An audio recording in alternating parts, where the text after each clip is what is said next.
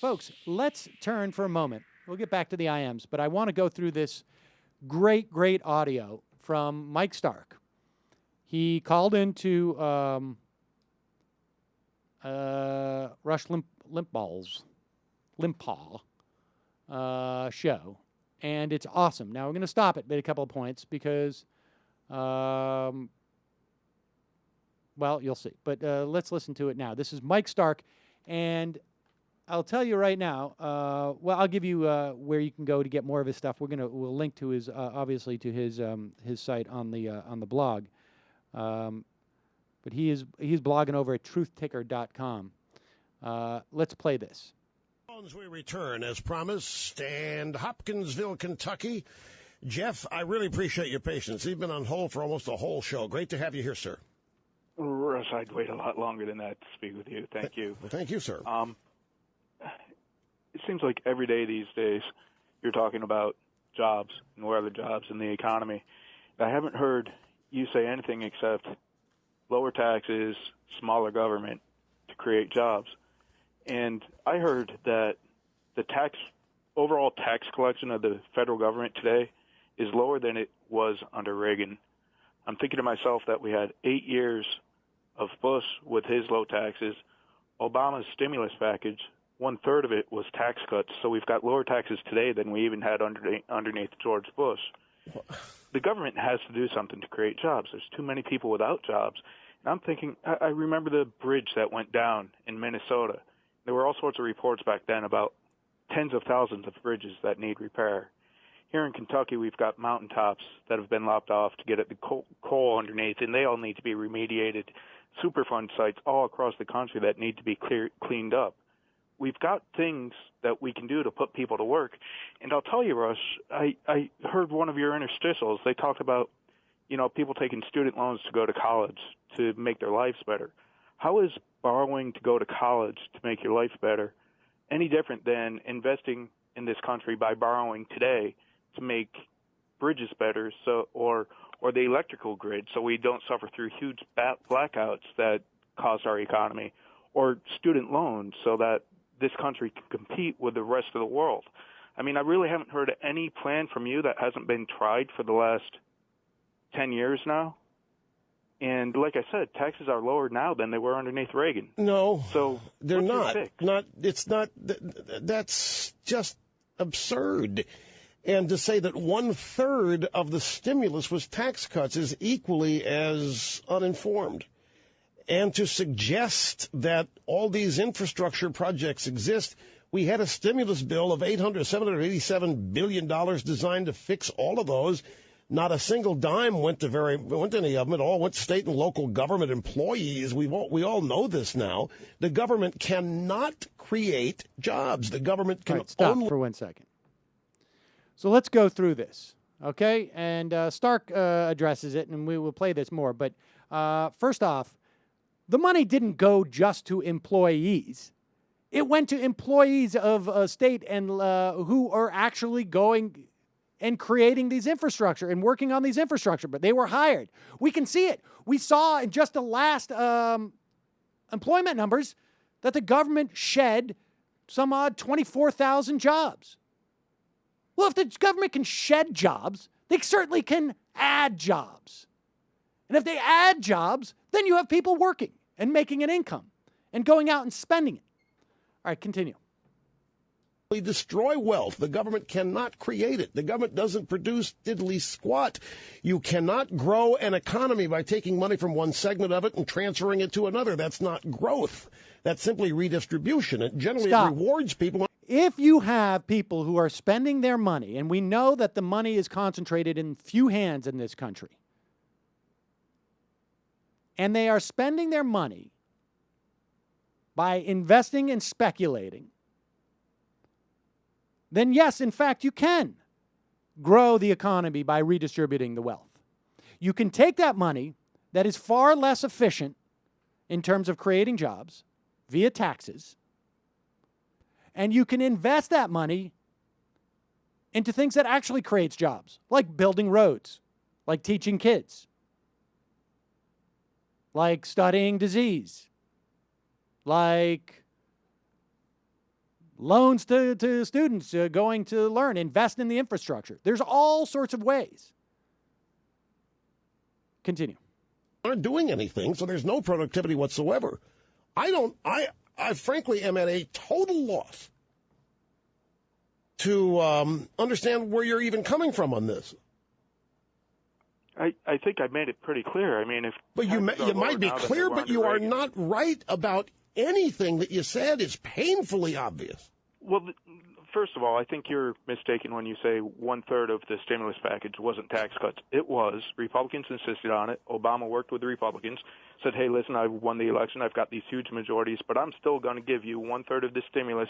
Really? Would you explain to me where those tax cuts were? I mean, what kind of tax cuts were they? There were incentives for businesses to hire and a bunch of other stuff. I mean, listen, I'm not a tax lawyer. I'm not a tax guru. I want to know, give me the tax cuts. Tell me what they were, what the policy was, whose rates were cut, what kind. Don't talk about tax credits. Don't talk about, I want genuine tax cuts. Rush, I seriously have confidence in you, and I'm sure that if you did the little Google thing, you could see what these tax cuts were just as easily as I could. No, because they don't exist. All right, hold on for a second. I have Google, and I Googled, and I went to PolitiFact, which quotes Cato, members of the Cato Institute, when they talk about this stuff. So as vaguely dubious as they're going to tax experts, and they go to Cato, they truth-tested this exact same claim when Jon Stewart mentioned it on O'Reilly's No Spin Zone. Stewart claims the stimulus bill is 1/3 tax cuts. Here's the numbers, folks. It costs $787 billion, $499 billion to fund new roads, hire teachers, and generally keep people employed. $288 billion in tax breaks to individuals and businesses. That's 36% of the bill. They went to the Cato Institute and talked about $70 billion over 10 years that was part of an AMT, the alternative minimum tax. It was rehauled over the next 10 years, saving $70 billion in taxes. PolitiFact said you could probably not include that because there was an argue as to whether or not it was going to happen anyways. Well, so depending on what PolitiFact says, it was either 28% or 36%. Roughly 1/3 either way. I think we can agree on that. So that's the Google. Continue. To find it, it is up to you. Claim to know that they happen. You therefore have to show me. Because it's common knowledge, but I don't have every detail at my fingertips. But let's go back to your other claim. It's not common knowledge. And by the way, a lot of people in student loans are questioning, maybe they have thrown away a lot of money because none of them can find any jobs. They've got so much debt now that even if they find decent jobs, they're not going to be able to pay back the loans doesn't want to get called for so many years that it might not make it cost effective to have done it in the first place. Well, I'll agree with you that education has been way too expensive, and I think that is a government problem. When they make student loans available, colleges just charge more to swallow up more money without delivering jobs in the end or a better life for people in the end. I graduated law school, and I'm looking at $150,000 in student loans, and can't find a job that will allow me to live comfortably and pay those back. Okay, so then why then would the similar kind of borrowing for the government work? Well, again, if you don't have blackouts, you don't lose billions of dollars of economic production. If you clean up Superfund sites, you're putting people to work and giving them a paycheck. They can go out and support local businesses and all the rest. Well, why didn't Obama do this? You've got land that can be repurposed and used for economic production. Why didn't Obama do any of this then? He was given almost $1 trillion to do all this stuff with. Why did he do it? Because he fell for the Republican trap, saying give states control of what they're going to do. So he did allow the states to. He fell for the Republican. A lot of the states had Republican governors, and they spent money on crony capitalism the way they always do. Do you really believe what you've said to me in this call? I believe every word of what I said. I think a lot of states were facing budget problems, and they decided to patch over budget holes. Do you really believe actually spending the money? No, do you really believe that government can create jobs and growing us out of recession? Do you really believe that 1/3 of the stimulus was tax cuts? Do you really believe that tax rates and tax collections today are lower than they were during Reagan? Do you really believe Are tax rates lower than they were during Reagan? Yes. Marginal tax rates are lower in all but 7 years. Again, from PolitiFact, in 1981, Reagan's first year, the top tax rate was 70%, hitting individuals earning $108,000. That would be roughly the equivalent of around $800,000 today. And couples earning $215,000, which would be $1.5 million. I don't know. That's off the top of my head, if you were accounting for inflation. The top rate immediately dropped to 50% in 1982 and stayed there through 1986. In 1987, the top rate fell again to 38.5, and in 88, it fell to 28%. There was only 1 year where the top marginal rate was lower than, well, I guess the top marginal rate is 28% now. Not to mention that capital gains taxes were higher during Reagan. Not to mention that effective tax rates, in other words, the actual amount that was taxed, is lower now than it's been in 61 years. Reagan was in the 80s. I'll let some of you conservatives do that math. Not to mention that if you measure the amount of taxes collected by society relative to GDP, it's at its lowest point in 60 years. So under no measure that you can possibly find are tax rates not lower now than they were during Reagan. But Limbaugh, of course, cannot let his audience hear this fact. And he knows they will not Google it. Continue. Policy is less punitive than it was under. Do you really believe these things? Rush, I believe every word I said. I believe that the Tennessee Valley Authority, a government program, powers large swaths of the South. I believe that the percentage of GDP collected in taxes today is much lower than it was under Reagan. What is it like?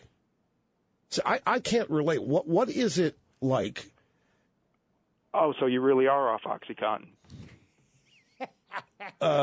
See, what is it like to go through life being so wrong about everything? I can't relate. What is it like to go through life believing drivel and bilge? What is it like to be so uninformed and to be happy about it? What is it like for you to get up every day and be so ignorant and to believe such poppycock? These kinds of people, ladies and gentlemen, are why the country faces the great challenge it faces. It is people like this that we have to overcome. That's right, folks. Those people who actually present facts that run contrary to the narrative that Rush Limbaugh is presenting is exactly the type of people that Rush Limbaugh and his fans have to get rid of.